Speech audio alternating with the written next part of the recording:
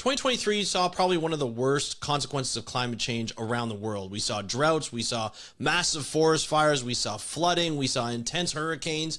It was pretty bad. We saw on videos and in articles where these massive ice sheets and glaciers were falling into the ocean, some just melting away, and we just saw ice melt. And we saw Arctic and Antarctic poles change right in front of our eyes.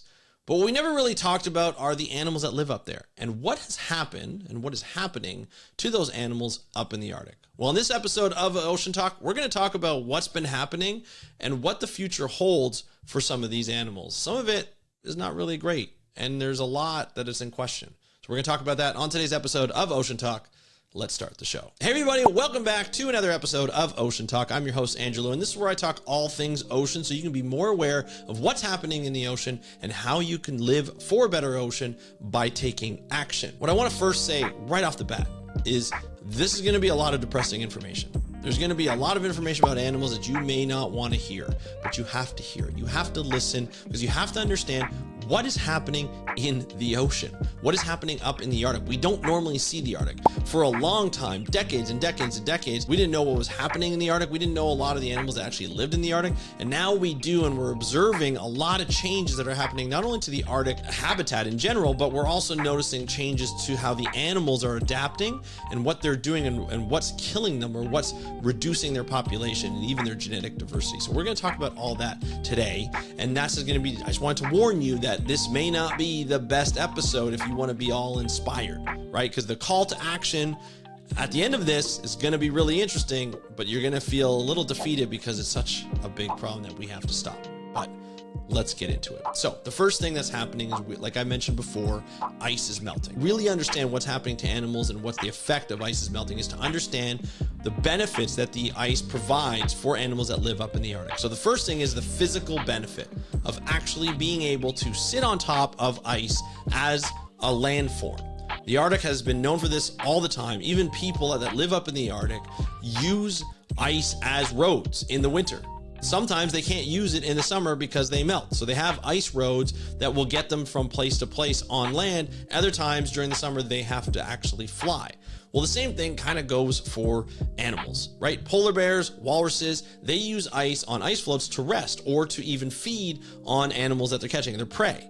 But if it's not there, they can't do that. Now, you got to remember that polar bears are marine mammals. They spend over 60% of their time in the water. Well, some polar bears have actually been recorded to swim up to 700 kilometers at once, which is insane, by the way. Let's be honest here. That just goes to show the power and amazement of a polar bear, right? But if they don't have the place to rest, not every polar bear can swim up to 700 kilometers. They need ice floats to rest. They need to get on shore to rest during the times when they need to rest. They can't always be swimming. They're not made for swimming all the time. They're a heavy animal, they're a large animal, and they need their rest. So that's what they need ice floats for. They don't have ice floats, which they don't have as many anymore because it's all melting into the Arctic Ocean, then they can't rest, so they drown. And that is a problem. The same thing with walruses. Now, when we talk about walruses and ice, they use ice floats to rest as well during their long migration periods. But also they use ice of the shoreline for their habitat where they have their pupping area, right? Where they have those babies, where they have walrus babies just kind of sitting there. They tend to learn how to swim there, or they get their food from their parents there. And that's what they do. They just keep going. They use that shoreline as a way to just kind of haul out and just relax and be pups, right? That's what they do. They're babies.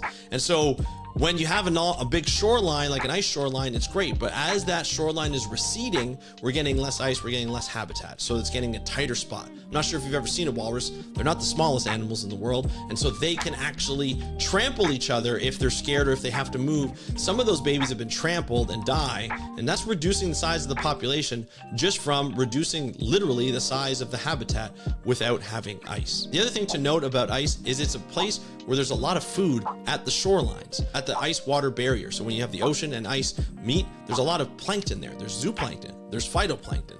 These are essential. These Arctic species are essential for food for a lot of animals. You got baleen whales, right? You have seabirds. These are all animals that rely on these prey for their food. We're seeing a drastic reduction in food because we're seeing a drastic reduction in ice. Less food availability means less animals that survive in those areas. They'll move to other areas where there's food availability for the time being, but as ice recedes across the Arctic, we're going to see less animals to have that food because they're just going to starve to death. They're not going to be able to go there, or they just will stop going there. The other thing about ice is we're seeing the ice break up. So whales in the Arctic can go into ice and be surrounded by ice and be safe from predators. Predators like orcas. If you have a pod of orcas around the ice, they don't do well in ice. We talked about that a couple of episodes ago when we saw orcas that were trapped in ice and they need to breathe. They can't get out as easily. Whales, baleen whales, and larger whales, and other whales like belugas and narwhals and bowhead whales, they can stay within the ice, surrounded by the ice, and so the animals can't get there. The orcas can't get there. But if you have a pod of orcas that can go into that ice, they find their way, they can get access to those animals and they can eat them, and that will reduce the population as well. Finally, with a reduction in ice, you get more pollution. Things get frozen in the ice. We see animals frozen in the ice like the woolly mammoth and things like that, but we also see pollution get frozen in the ice. As that pollution melts, we see plastic pollution go into the ocean. We see a lot of metals going into the ocean, a lot of sediment that's been kind of cooped up for a long time, go back into the ocean.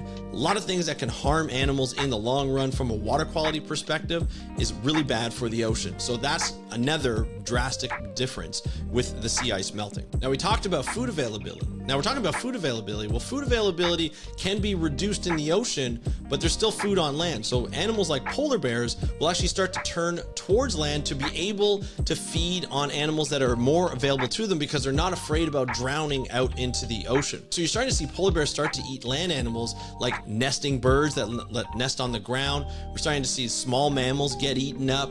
At one point, there were 270 eider duck eggs that were eaten in 3 days by one single polar bear in the Hudson Bay lowlands. So we're starting to see a change in the food web and how animals are interacting with each other. Seeing polar bears as an apex predator can really change the way that prey on land is going to behave. Those birds come back, or whether they go to a different area where it's safer, or whether they go back to the Arctic at all. Now, as I talk about food chains and differences in food availability, we're starting to see the interaction of species come in from the south as it gets warmer in the Arctic, and not too warm in the south, so they have to come north. So things like grizzly bears are interacting with polar bears. Now we've seen it a couple times where polar bears and grizzly bears have actually bred and made a hybrid. That doesn't happen all the time. They're eventually going to compete over food. These are two big mammals that are going to start fighting each other. Populations are going to be reduced. We're going to see which one is the strongest that will survive in this new habitat. We're also seeing animals such as birds like doveckies, which have an interesting life. They stay along the shoreline. They eat copepods, which is a type of zooplankton that's along the shoreline, and they'll bring it from the water back into their nest to feed their young. But as the water gets warmer, copepods, they will move out more offshore into deeper waters and sink down lower as it's a little cooler. So these doveckies have to fly further and dive deeper to get these animals and eat more to get these plankton back to their young. And what's going to happen there? Eventually, the distance is going to be too far. A lot of these animals aren't going to make it back. Their young are not going to be able to survive, and we're going to see a change in that population of species. And it'll be interesting to see what adaptation these birds will make, diversify their diet or look for a new diet, because that's going to be too far and too hard for their population to survive. So now, with that said, we're seeing massive changes in the Arctic environment, which is going to result in changes in the population dynamics and the community dynamics of the ecosystems that are in the Arctic waters as well as on land. We've only scratched the surface of what's been happening. We don't know what's going to happen in the future. What we do know is that to stop all this warming, we need to stop fossil fuels and coal production.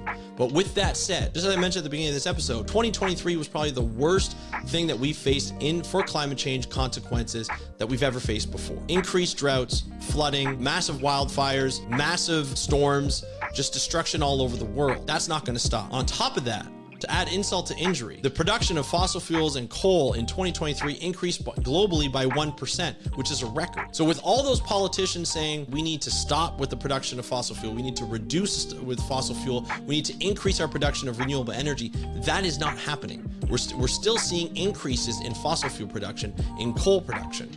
And with some of these leaders that are trying to run for president or prime minister or wherever you live, some of these parties are like, we don't even believe in climate change. We need to do more with fossil fuels. We need to start using carbon capture technologies, which, by the way, don't always work and have proven not to work. And so we're kind of going down the wrong path. We need to speak to politicians. We need to encourage more citizens to speak to politicians and democracies to say, hey, this is what we want. You need to listen to us. Stop being bought off by oil and gas industries and coal industries and start looking after your own citizens, because it's going to be us that pay the price. And it's going to be the world that pays the price, and we can't afford that. So that is the message for today, is we need to stop producing fossil fuels and coal at some point. We need to reduce them at the very, very least. And that needs to happen through our lobbying, through our voting, through everything that we can do from a political standpoint and influencing policy. That's what we need to do. It's a tough thing. It's not easy to do, but that's something that we have to do together as a collective. And that's what we're starting to see more and more, but we need to act faster. We need to move faster, and these politicians and governments